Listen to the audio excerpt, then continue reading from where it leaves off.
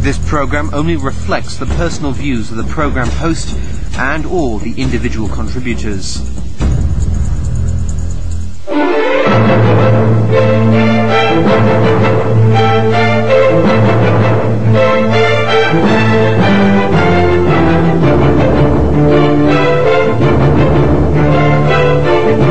Good evening, this is Newsline. I am Michael Chigani. Tonight, is your privacy being abused? With me is the Privacy Commissioner, Mr. Roderick Wu.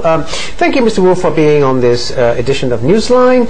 Now, before I get into what you do, you're the Privacy Commissioner in Hong Kong. Before I get into that, I want to bring up this rather astonishing episode that happened a few weeks ago involving yourself and the Audit Commissioner, the government's Audit Commissioner. You're a watchdog organization, so is the Audit Commission, is also a watchdog organization. The Audit Commissioner, Benjamin Tang, accused you in a newspaper article of essentially, not in those words, I'm paraphrasing, essentially saying you're a good-for-nothing guy who's treating your job as Privacy Commissioner as a pre-retirement cushy job. Surely that must have gotten you really angry. Well, it makes me feel very sad that the head of audit should say things that were false in the first place. He said because he had audited you, then you started to work. Well, this is quite obviously against the record, because everybody in Hong Kong who watches the news about privacy knows that I have been protecting privacy and I have been in the forefront of the news.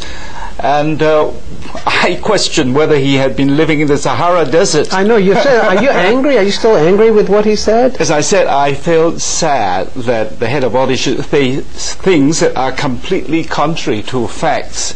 But I've forgiven him. He's young and he's ignorant.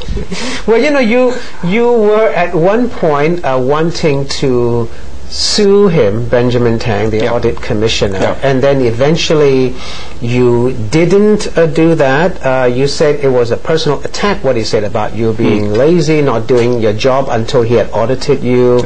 You saw that as a personal attack, but then you decided not to sue him. Was that because of government pressure on you? No. I am never someone who would surrender or yield to pressure which are not justly put on me. I think the government did not ask you to back off. No, nobody dares. All right.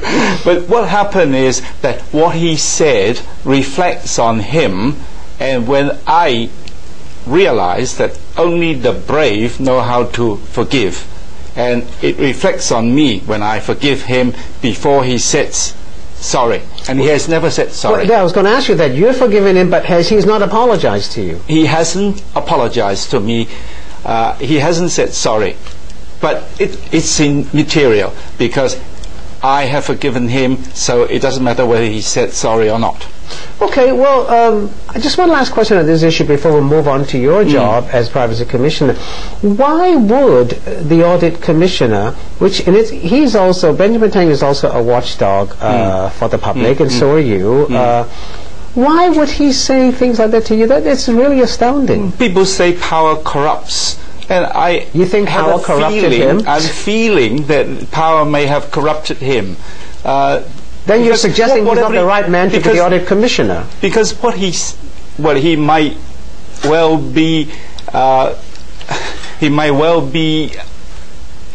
completely out of his mind to say things which were false, and at least he knew that they were not supported by facts, and they were completely out of the scope of his audit, and they were not mentioned in the audit, they were not investigated in his audit. He just made off-the-cuff remarks in the newspaper interview. And it's really prejudicial to the elderly when they accepted a new challenge in job. Exactly. Just because you're over 60, and therefore if you take a job you can't be taking it seriously. You take it on a semi-retirement job.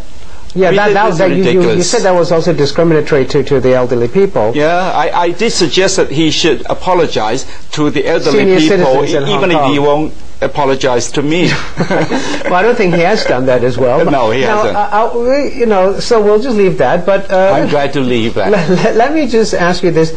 Have you been lazy in your 5 years? You're about to leave. You're about to retire. You've been in the job as privacy commissioner for 5 years. Yeah. Have you been lazy? I don't recall that. I've never worked harder in my life.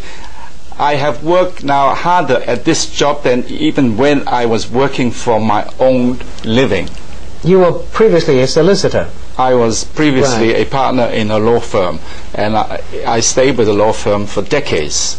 Okay, well, then I'll ask you this. You've not been lazy. Actually, I don't recall you to be, because since the 5 years you took over the job as privacy commissioner, and I will point this out, that you're Asia's first and only privacy commissioner. There are privacy commissioners in the West, a lot of them, but in Asia you're the only one and the first one. But before we go into that, I do remember you've tackled major issues like a hospital authority privacy issues, and the one that you're now dealing with is the Octopus card. Everybody uses the Octopus card, and it turns out that the Octopus company has been giving private information to other companies to use as promotional material. You're